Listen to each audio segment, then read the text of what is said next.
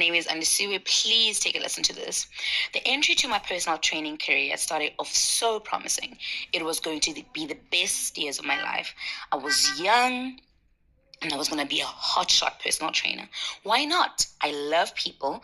I want the best for complete strangers. So why not? Why could that not work? If everyone can experience joy, happiness, confidence, love, be encouraged, be complimented, be pushed to the other side of their limitations, why not? And I would be that person. I could be that person. I was going to be that person. I was the chosen one. It's me. I love people. I can do this. So it began. I had a formula. Make my clients feel good. Help them help themselves. Work within their limitations. And if they can't run, assist them to walk. And eventually we would all be sprinting. Literally and figuratively, through life, I was unstoppable until I crumbled. To this day, the only thing I can attribute my crumble to, my crumble and the next phase of my life, is limiting self-beliefs. That's all I can attribute it to. I don't have any other explanations except for that everything was internal. I was limited in my self-beliefs. I didn't have the tools that I needed in order to know that I deserved the future that I imagined for myself. Something was keeping me from who I was supposed to be. My walls started crumbling. I couldn't do it anymore, and it required a lot from me, emotionally and financially. You see, being a personal trainer in the gym setting is like being an independent contractor.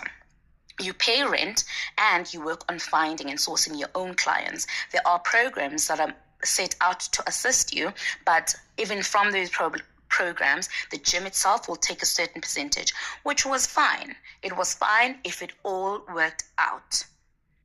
And it didn't. Not for me. I didn't have the soft landing that I needed. I didn't have the financial cushion that I needed in order for me to not stress about the financial part and rather stress just about just building clientele and then going up on that curve and then eventually seeing that I'm making a profit. I didn't have that. And also, I didn't have the emotional equipment. Yeah, so coupled with the financial stress, it was emotional stress that there is something that's missing in this whole formula where I'm supposed to be successful and I'm supposed to be the hotshot personal trainer. And now I suddenly feel like I'm losing it. I'm not doing what I can. I'm not being the best that I can. And now other walls are crumbling. And now I'm starting to doubt my formulas. I'm starting to doubt what I've learned. I'm starting to doubt myself in general. And none of that sounds like a good storm, though. It was not a good brew. It was not a good brewing storm. It just wasn't. But the promise of me being the greatest PT in the southern suburbs still lay there. Plus, my family needed me. They needed me to pull up my big girl pants and do what I needed to do in order to go forward and in order to succeed. So what I did is I cut out the middleman. I stopped doing the personal training sessions at the gym. That's 5,000 Rand odd and upwards that I've cut out from the rent. So now I should be able to do this. I'm going to drive to people's houses and their homes and I'm going to encourage them to train and we're going to have a good time and this is going to work. This is meant to work. Until it didn't, my self-beliefs that were limited were still there. At the gym, I was charging 250 per session for 45 to an hour session. Now that I was going to people's houses, it should have been more for the convenience, for the petrol, for everything else that I had to cover. But I didn't have the emotional equipment to believe that I deserved anything except for pennies and change and geez and all these things. I don't know. I just did not have the emotional equipment to know that I deserved to just do business like it was business and separate myself emotionally from it and earn what I needed to earn. So that did not work either. I stopped around October 2022. And around the same time, my mother-in-law fell sick. And so I focused on that. I thought, this is my chance. Show up and show out as a wife. Show up and show out. And my love language is acts of giving. So it was perfect. All I had to do was take care of her. All I had to do was be the best that I could be to a person who needed it. And I loved every second of it. We built such a good relationship throughout those months. And now I'm about to get emotional because this is the part that's tender for me. I took care of my mother-in-law. She went in and out of hospitals. December came, we went to the Eastern Cape. We left her in the Eastern Cape, but this was after finding out that she had stage 5 kidney failure. And we couldn't afford, she didn't have medical aid, so we couldn't afford her to go to a hospital. And first thing, when we found out that she had kidney failure, is she was sick. She had what we thought was arthritis. Her limbs were swollen, her hands and feet were swollen, her knees, she was complaining about them. We did blood tests at a public hospital. They said that they came back negative. They actually did blood tests for TB, and they said that they came back negative. And then they did blood tests. Oh, and then I wasn't satisfied with that, because how can a person be sick? You can clearly see that she's sick. Therefore, there's got to be something wrong. There's got to be something that these blood tests are showing. So we went to a private doctor, and the blood test came back with a lot of inflammation in her blood and what was suspected to be stage 5 kidney failure. And this was in October, the year of 2022. So by this time, I've put personal training behind me completely. It's fine. We are all good. We go to the Eastern Cape in December. And then my plan is to come back with my mother-in-law. But she is very stubborn, and you cannot force a person. You cannot force a horse to go to the river and the river to drink the horse. Oh, excuse me, that might just be an inside joke. But we went to the Eastern Cape. From the Eastern Cape, we stayed there, and I could see that she was getting progressively sicker and sicker and sicker. And I decided that in January, we would be both coming back to Cape Town, so that we could see what kind of help that we needed. This did not happen that way. Throughout the whole year, I was calling my mother-in-law, trying to get her down to come to the Western Cape from the Eastern Cape. And she was very satisfied living in her farm, our homestead, and she didn't want to leave her life behind and her 2 kids, who she was taking care of, who are orphans because their mother, which is my mother-in-law's daughter, passed on. So I think she really, really wanted to protect them and stay with them, because if she leaves, she's the only one who's heading this household. If she leaves, then they starve and they go hungry. And at least if they're all there together, they can all go hungry together, which made sense. But she never said this to me. This was me just thinking to myself that this is why she's not coming down to the Western Cape. It took us till this year. It still feels unreal. It took us till this year, around July, to get her here. When she got here, she was very, very, very, very sick. Needless to say, she stayed in the hospital I'm just trying to cut the story short so that my voice note isn't too long. She stayed in the hospital for about a week. At that point, her kidney failure had gotten worse. Obviously, it was already at stage 5, so her health was completely deteriorating. We took her to several doctors. By luck, the doctor that we were taking her to wouldn't bill us. How come this doctor couldn't bill us? Okay, I'm going to try to grab a hold of myself. He didn't bill us because he was our neighbor in the Eastern Cape. He was coming from the same background as we were. He knew that we couldn't afford it. And this is one of the blessings that we had in our life in general. This is one of the blessings that we had in our life in general, and I'm so grateful for it. So we would go to hospital visits with him, with my mother-in-law in in close to Tygerberg, and he would look at all the symptoms, and he came out that she had gout arthritis. He didn't see the kidney failure, but he said that it was attributed to the fact that she had high blood pressure as well. So he gave her the right medication, and her swelling started going down. So we had hope. Swelling of her arms, hands, knees, everything.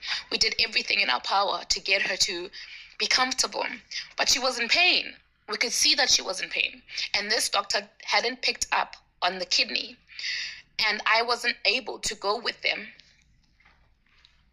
to the hospitals so that I could actually ask the relevant questions. What I noticed about my in-laws is that as much as I'm very inquisitive and very forward thinking, and they're not the same people.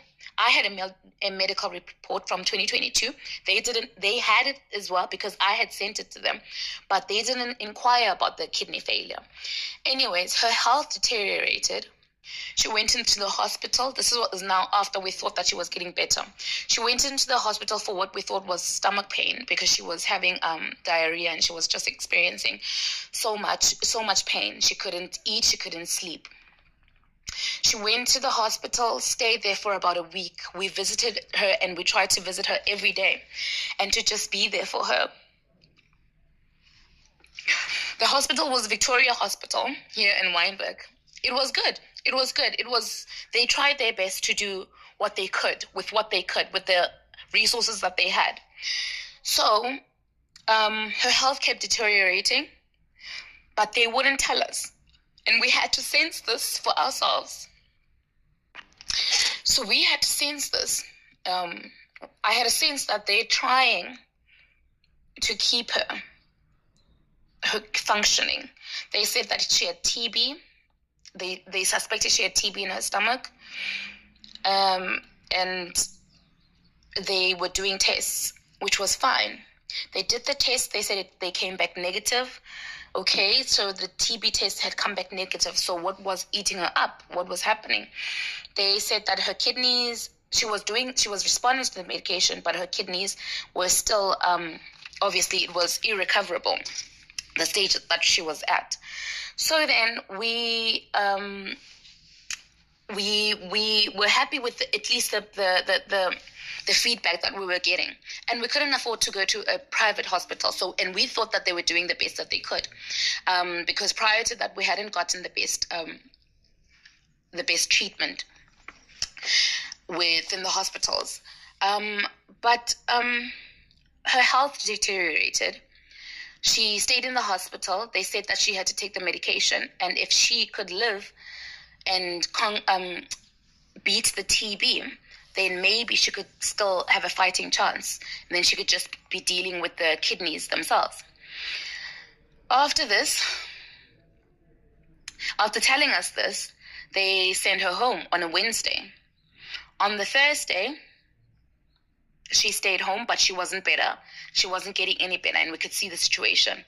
We suspect that she had a stroke, because my sister-in-law called me saying that she's shaking and she's convulsing basically, and that's when she was then unresponsive. She stayed in the hospital on the Friday, Saturday, Sunday, and then on the Monday she passed on. During this time, I was watching the nurses work. The nurses doing their best to keep her dignified, to give her what she needed, giving her tests, doing everything that was within their limits in order for her to feel comfortable. They weren't telling us that she was going to pass on. She wasn't responsive anymore, but we could see it for ourselves. We could see that she wasn't responsive, and we could see where the road was leading to. This was me and my husband. I don't know how the others experienced it, but during this time, I looked around at the hospital setting, and I saw these nurses giving themselves to these people, trying to make these people comfortable. And I came to the conclusion that this is what I want to do. This is exactly what I want to do. I want to help people be comfortable. I want to help older people, sick people be comfortable. And I thought, okay, what do I want to do? What can get me closer to this? And I came across home care, home-based care. And I thought, this is exactly what I'm going to be doing. And I started researching and researching and researching. There's courses about it. And I came across a course that's in Grassy Park, which is for underprivileged communities. Therefore, it's discounted. It's 1,100 rands. And this is where you guys come in. This is where now you guys come in. And this is where now you guys get to hear the story. And this is the part where I need your help to realize this dream. Up until this point, I'd always been wondering which direction am I going to go? And it feels right that I'm such a loving person to people, and I want the best for people. And I'm so proud of what I gave to my mother-in-law. I remember she was on her deathbed, and her hands kept swelling up and swelling up and swelling up. Each day we came to visit, they were darker, more purple. Her feet were darker, more purple. I came there the day before she died with eucalyptus oil, and I thought, I'm going to rub your feet. I rubbed her feet and I rubbed her hands, and it felt so good giving that service to her, because there wasn't anything else that I could do. And therefore, the little that I could, I wanted to do. So I did that. Anyways, thank you so much for getting this far in this voice note. I will be writing the rest of where this road is leading me to. But basically what I'm asking for is for help, for donations, in order for me to be able to at least do the course, do the practicals,